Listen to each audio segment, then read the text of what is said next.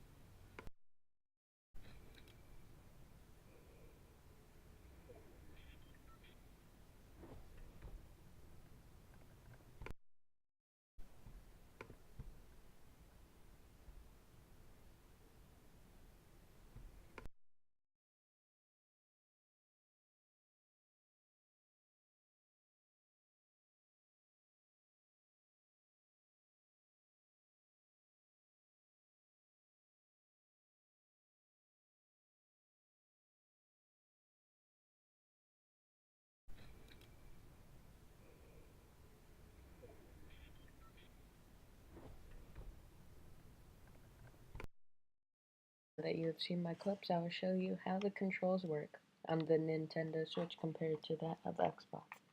So I currently use the Builder Pro because I like to build, and that really speeds up the process, and I think a majority of people do use that, and if you don't, I recommend you switch to it. Okay, yeah, so the four main things in Builder Pro that are different from others are these four buttons.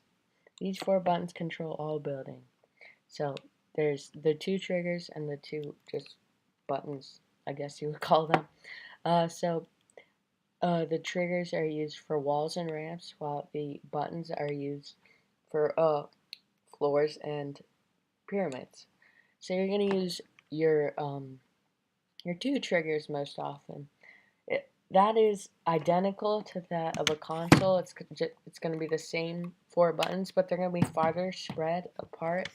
And this time they're a lot smaller, so I recommend those with big fingers try to keep their hands on those buttons at all times, so you don't lose your positioning and get screwed up in a battle. Um, Next, we're going to be talking about the biggest difference, which seen here is the four buttons: X, B, A, and Y. So, seen here, let's see, this is X, B, Y, and A. So X is at the top, B is at the bottom, Y is on your left, and A is on your right. Okay, so if you go over to your Xbox controller or PS4, it's a lot harder to tell on PS4. Okay, so instead of X and Y being here, wait, let me just give you the visual, because this is very hard for me to understand since the camera's flipped for you. Okay, so here you can see the X and Y for the Switch, XY for Xbox. So they're differently positioned.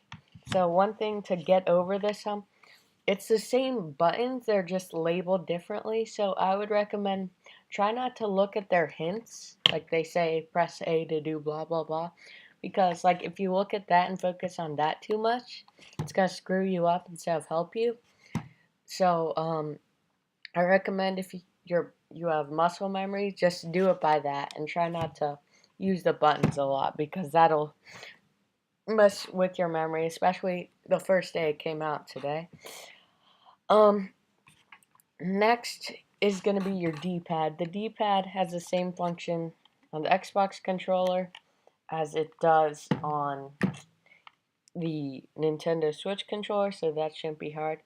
If you want to record clips on Xbox, normally you would click this and then click X or Y for videos or pictures. Here you're just gonna see the little circle button. Okay, camera's right there.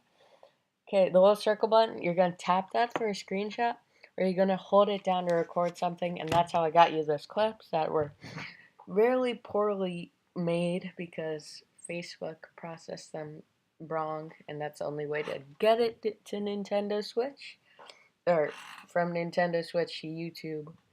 Well, really, it's from Nintendo Switch to Facebook to editing program to YouTube rendering, and then it's on the internet.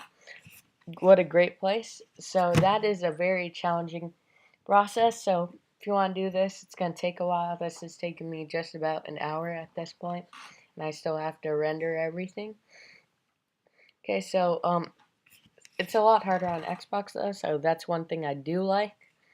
No other buttons are different on these controllers. It's just a lot more challenging because you can see about the Xbox controller is about half the size of the Switch controller, because Switch controller obviously has a screen, but you can remove that, which I do recommend because that will make it more like a regular console, like Xbox or PS4.